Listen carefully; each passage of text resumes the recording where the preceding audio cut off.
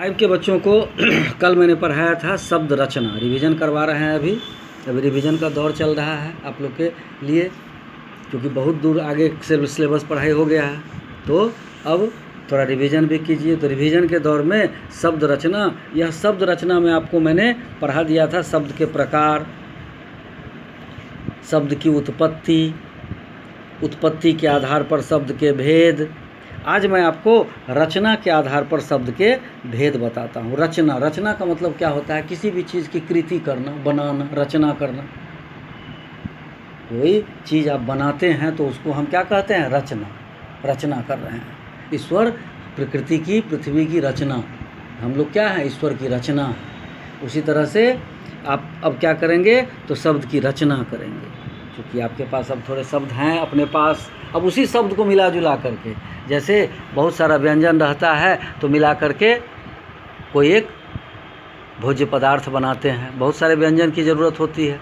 ठीक उसी तरह से कुछ ऐसा अब हिंदी साहित्य में आपको अपने हिंदी के समृद्धि के लिए, संवर्धन के लिए आवश्यक हो जाता है कि आप भी शब्द की रचना करें। तो यह शब्द की रचना कैसे होती है? तो शब्द रचना के आधार पर 3 तरह के होते हैं। एक होता है रूढ़, दूसरा होता है यौगिक और तीसरा होता है योग रूढ़, जो आपकी किताब में भी है। योग रूढ़, यौगिक और योग रूढ़। अब रूढ़ को देखिए, जैसे रूढ़ क्या है? रूढ़ वह शब्द है जिसको अगर तोड़ दिया जाए तो उसमें से कोई अर्थ नहीं निकले। जैसे अब उदाहरण सोचिए, जैसे आपके पास अगर मान लिया घर में कोई कप है रखा हुआ, चाय पीते हैं लोग, अगर कोई कप है, उस कप को चीनी मिट्टी का कप है, कमचीन का कप है, बहुत शीशा का कप है, बहुत तरह का कप होता है, मिट्टी का कप है, तो कप है। तो कप तो एक उपयोगी वस्तु है, उसमें लोग कुछ रख करके पीते हैं। लेकिन अगर वही कप टूट जाए तो क्या होगा? अगर कप टूट जाए तो क्या होगा? वह एक कबाड़ हो जाएगा, फिर उसका कोई उपयोग नहीं कर सकते। ठीक उसी तरह से हिंदी में भी है कि ऐसा शब्द जो टूट जाए और उसके खंड से कुछ अर्थ न निकले तो वह रूढ़ शब्द कहलाता है। जैसे घर।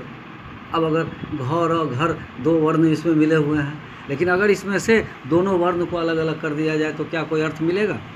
कोई अर्थ नहीं मिलेगा। तो इसलिए वह घर जो है, जब तक घर है तब तक वह रूढ़ शब्द है, लेकिन जब वह टूट गया तो उसका कोई अर्थ नहीं निकलता, इसलिए घर रूढ़ शब्द। दूसरा शब्द होता है यौगिक। यौगिक क्या है? जो 2 शब्दों को जोड़ करके, अभी हमने देखा कि घर में भी 2 वर्ण हैं, लेकिन यौगिक में क्या है कि 2 शब्दों को जोड़ा जाएगा, वर्ण को नहीं, 2 शब्द को जोड़ा जाएगा और दोनों ही शब्द का अपना अपना अर्थ होगा। घर वाले में, रूढ़ वाले में क्या था कि 2 वर्ण को जोड़ा गया, दोनों टूटने पर कोई अर्थ नहीं दिया।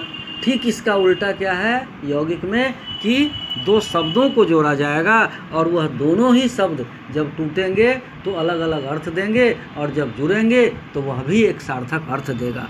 जैसे हम लोग यौगिक शब्द किसको कहेंगे? अब आप सोच के बताइए यौगिक शब्द किसको कहेंगे? तो जैसे 2 शब्द सोचिए, एक शब्द हो गया रेल, दूसरा शब्द हो गया गाड़ी। अब दोनों को मिला देंगे तो क्या हो जाएगा? रेलगाड़ी। उसी तरह से एक शब्द है रसोई, दूसरा शब्द है घर, दोनों को मिला देंगे तो क्या हो जाएगा? रसोई घर। उसके बाद आता है योग रूढ़। ये योग रूढ़ शब्द क्या है? तो योग रूढ़ शब्द क्या है? यह ऐसा शब्द है जो